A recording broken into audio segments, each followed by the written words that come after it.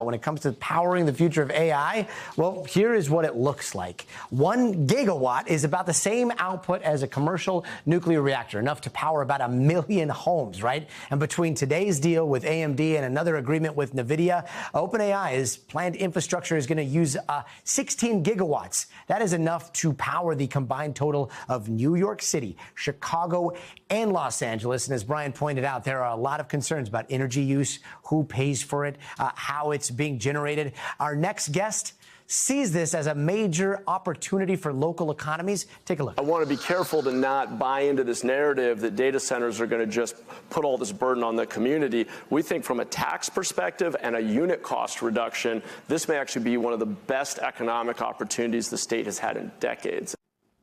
And joining us now is the mayor of San Jose, Matt Mahan. Mayor, welcome. Thanks so much for being with us. For people that are worried that AI data centers are going to drive up their energy bills, they're going to be using way too many finite resources, water, what do you say?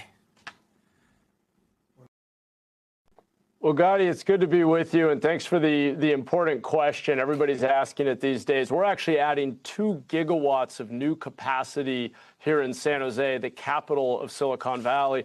And with growth, you can invest in innovation. We're using that new energy coming online to make power purchasing agreements where we're actually investing in solar, wind, battery backups. The growth is actually enabling us to make long-term investments that have San Jose with the cleanest power mix of any city in the country. So we think that with growth, you can invest in innovation, clean energy, storage, and then critically important, with scale, with economies of scale, you can actually bring down the per unit cost, the kilowatt hour cost for everybody, which means for your average homeowner who's not using more power, in fact, their appliances may be getting more efficient, they'll actually face a lower per kilowatt cost because other large load customers are actually driving those efficiencies in terms of the cost of operating the overall grid. So we think it can be a big win.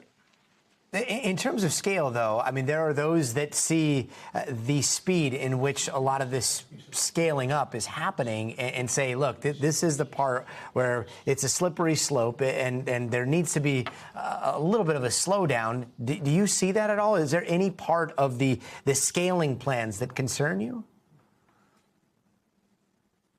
Well, we see it differently for a few reasons.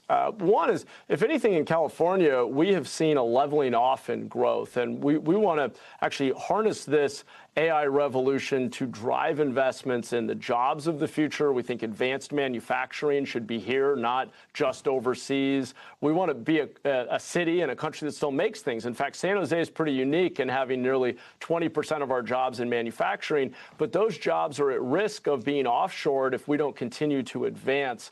I mentioned that with growth, we can invest in innovation and newer, cleaner energy systems. We're seeing around water use. These data centers are getting incredibly more sophisticated. They're using air cooling instead of water cooling in some cases. So we think the growth can be a really good thing, but we have to ensure shared prosperity. One of the undertold stories is that each of these data centers adds millions of dollars a year in new revenue for localities, for cities like San Jose, that can put that money into better schools, longer library hours, public safety, better roads and parks. And really, with that growth, we actually have a new source of revenue to invest back in our city and make city services better for everybody.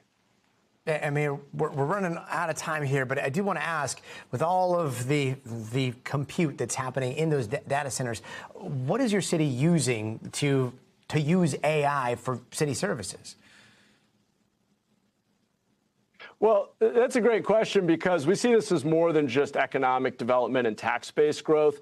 I want to reinvent government using AI. Government's one of the few places where we have not seen productivity gains for years while the private sector has raced ahead. So we're using AI to do early detection of potholes, graffiti, streetlights that are out, dumping on the side of the road, and we're deploying city teams faster and more efficiently. We're leading the nation in speeding up bus routes. We think this can be used for so many different civic applications to make our city faster, more efficient, more responsive. Now, I can't wait. I'm coming out to see how you use AI with potholes. Mayor Mahan, thank you so much for joining us. We thank you for watching, and remember, stay updated on breaking news and top stories on the NBC News app or watch live on our YouTube channel.